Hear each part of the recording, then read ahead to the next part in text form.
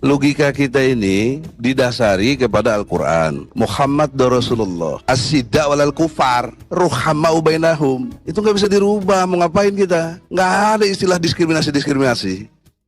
Tadi yang disebut oleh Bung Egy sebagai seolah-olah diskriminatif, itu hati-hati juga, karena itu adalah bahasa di ruang agama kita. Muhammad Rasulullah itu dan orang-orang bersama dia itu tegas kepada orang kafir dan kasih sayang sesama mereka. Ini kan percakapan di ruang Nabi, di ruang pribadi kita. Saya sering mengatakan, jangan istilah kafir ini bikin kita tegang.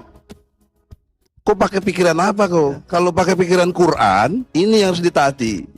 Kan kacau ini. Yang kita pastikan tidak ada kata kafir dalam konstitusi. Kan itu aja. Yang kita pastikan tidak ada kata kafir dalam undang-undang. Karena itu terminologi dalam agama. Begitu dong ngomongnya. Jangan kemudian terus-menerus mengkompori orang. Ini apa omongan-omongan kayak begini gitu loh.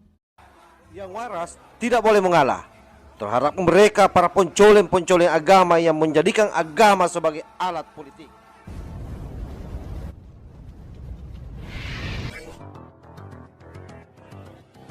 Dasar negara kita ini Tuhan, Tuhannya adalah Allah, Allah punya hukum, namanya hukum Islam. Itu harus diberlakukan. Ini perdebatan tentang hukum Islam itu apa itu kadang-kala orang tidak ngerti. Saya khawatir juga, jangan-jangan Pak Egy itu tidak ngerti bedanya syariah, hukum, fikih, konon, dan sebagainya. Itu di dalam ilmu hukum itu beda-beda. Nah yang Anda katakan tadi kan seperti apa menyulap orang itu untuk percaya pada hal yang seperti itu. Itu teorinya jauh, masih jauh Pak, masih jauh. Dinyatakan dalam pasal 29 ayat 1, negara ini dasarnya adalah Tuhan yang Maha Esa. Tuhan yang Maha Esa itu adalah Allah. Allah itu punya hukum, namanya hukum Islam. Saya ingin menanggapi juga tentang apa yang disampaikan oleh Saudara Egy Sujana. Penafsiran seperti itu bukan hanya bertentangan dengan gramatiknya, tetapi juga bertentangan dengan fakta historisnya. Kan itu dengan kewajiban menjalankan syariat Islam bagi pemeluk-pemeluknya. Kategorinya harus digarisbawahi bagi pemeluk-pemeluknya, yaitu hanya untuk Islam. Kenapa kok yang non-muslim jadi sewot gitu loh? Itu bingung saya jadi. Kita nggak pernah mempersoalkan kalian. Pak Egy mengatakan bagi arti ketuhanan yang Maha Esa itu hanya Allah Subhanahu wa Ta'ala. Itu bukan arti Pancasila, itu kata Ki Bagus Hadikusumo. Ki Bagus Hadikusumo itu mengatakan bagi orang Islam ketuhanan yang Maha Esa itu tauhid. Nah, artinya apa? Bagi orang yang tidak Islam silahkan Tuhannya sendiri. Jadi tidak ada keharusan dengan kata ketuhanan yang Maha Esa yang bersumber dari Piagam Jakarta sebelumnya itu lalu mau dikatakan bahwa negara Indonesia harus berdasar hukum Islam. Dan dengan kata ketuhanan yang Maha Esa merujuk kepada mukadimah adalah Allah sebagai berkat rahmat Allah. Kalian ribut dengan Esa. Esa itu kalau dibayangkan satu, itu sudah bukan Tuhan. Karena tan keno kinoyong opo. Begitu sudah dibayangkan satu numerik, itu sudah bukan Esa yang itu. Itu hanya cara kita menggampangkan, menyebutkan, mengumpamakan. Esa bukan satu. Makanya belajarlah kata-kata Rumi. Untuk menuju Tuhan memang perlu pikiran, tapi untuk sampai sana injek-injeklah kepalamu. Gak ada pikiran sudah. Tangga menuju langit adalah kepalamu, maka letakkanlah kepalamu di bawah telapak kakimu. Antara umat Islam, umat-umat beragama itu tidak membela Tuhan, karena Tuhan sudah maha besar. Kecuali kalau kalian dilarang pergi ke gereja, dilarang pergi ke masjid, baru darah urusannya. Tapi kalau nama Gusti Allah, nama Tuhan dimain-mainin, terus kamu bela, kok iki sopo?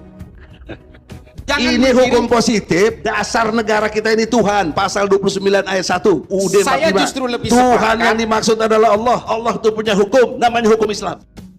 Iya, tapi tidak boleh. Karena begini, jangan sampai kita itu menjadi seperti kelompok yang memang pada masa awal-awal Islam, yaitu kelompok Khawarij, yang modalnya Al-Quran. Dengan Al-Quran itu dia pakai untuk menyerang orang gitu loh.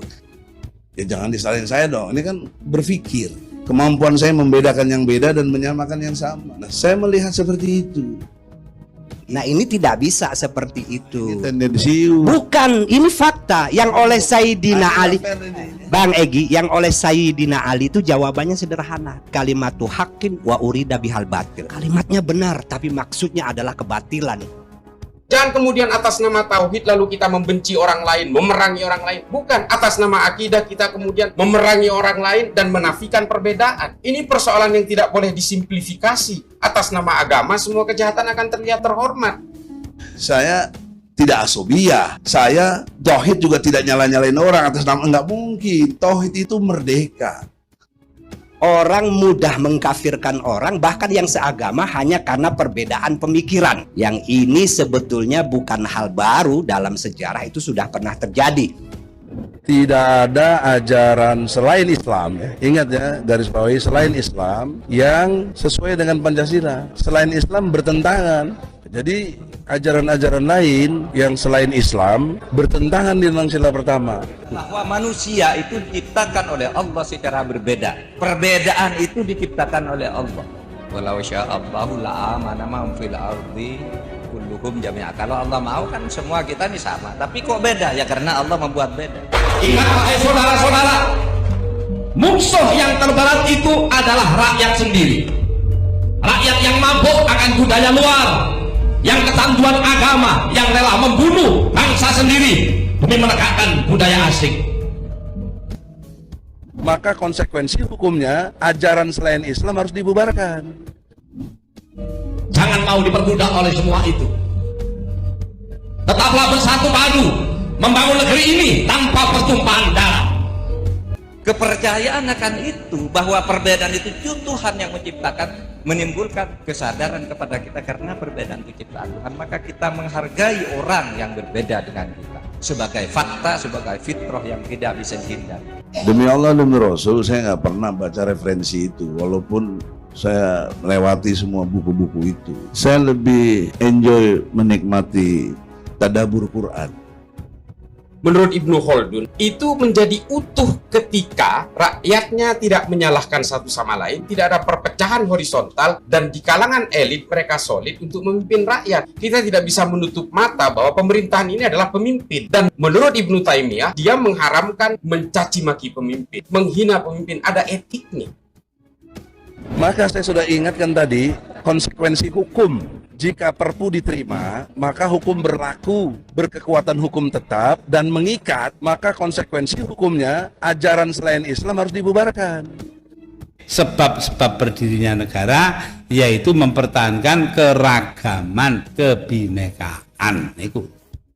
Ajaran-ajaran lain yang selain Islam bertentangan dengan sila pertama, maka konsekuensi hukumnya, ajaran selain Islam harus dibubarkan.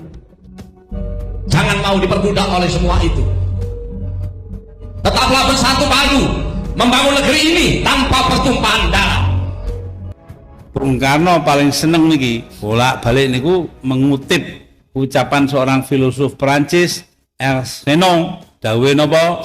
Raison d'être d'une nation. Alasan berdirinya sebuah bangsa. Lah, terus Bung Karno mendesak Reno, berdirinya bangsa Indonesia itu karena kebinekaan.